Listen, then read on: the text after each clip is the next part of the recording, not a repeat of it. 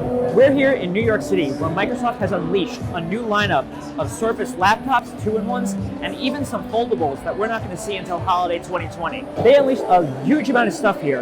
I'm going to go through it really quickly, so try to keep up to see the future of Surface and Windows 10.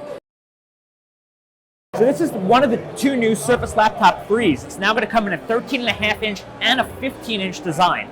So this is the 15-inch design, and you're going to notice this 15-inch one doesn't have Alcantara. It's all aluminum, so it should be much easier to clean. And frankly, I think it feels a little better, even if it doesn't look necessarily as nice. So obviously you have a much higher resolution screen here. What's different in the 15-inch is it's the first time that Microsoft has used an AMD processor in their Surface lineup. So they have custom silicon that they made with AMD, which they said will have the fastest graphics power to date. Microsoft's 13-inch Surface laptops will still offer Alcantara, but they will use Intel's Ice Lake processors instead.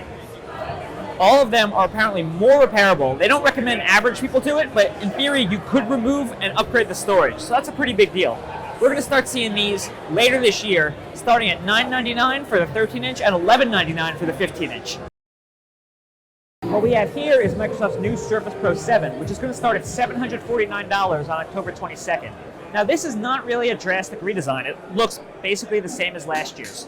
But the big deal here is right here, and that's called USB Type-C. Previously, Microsoft had mini DisplayPort here, but finally we're getting a modern port for modern usage. And that's really the big thing here, because Microsoft actually has another Surface Pro, and that one's a little more interesting. So let's go check that out. That more interesting new design is the Surface Pro X. This is an ARM-based laptop, which we haven't seen from Microsoft in a long time. And this 2-in-1 has a beautiful 2880 by 1920 13-inch display with much smaller bezels than we're used to seeing on Surface Pros. The design is so much sleeker and thinner. It just feels really nice in the hand, a lot lighter. I really like it.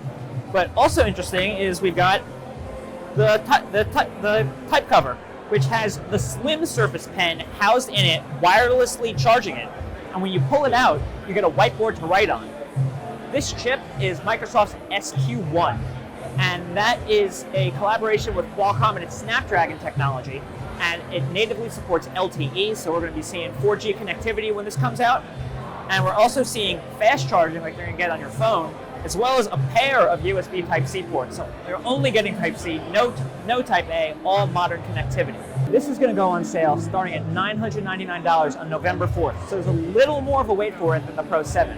I'm a little worried about app compatibility on Windows for ARM, but with Microsoft having it on its flagship device, it's very possible that's going to get a lot better much more quickly. And finally, what you're seeing behind me is the future of Surface. On the right, we have the Surface Neo. It's a foldable Surface, and that is a Bluetooth magnetic keyboard. So you're going to have two screens, and it folds shut. It's going to run Windows 10X, which is specifically meant for foldable devices that have two screens. For instance, you're going to have little quality of life improvements. If you pull up an app on one screen, it's going to show up on that screen. If you can pinch and zoom to span between the two.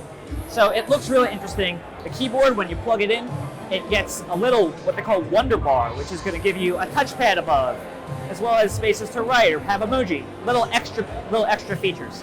That's coming in holiday 2020, no pricing yet. The one next to it, that's the Surface Duo. Now, Microsoft's been out of the phone game for a while with Windows Mobile, so this is an Android device.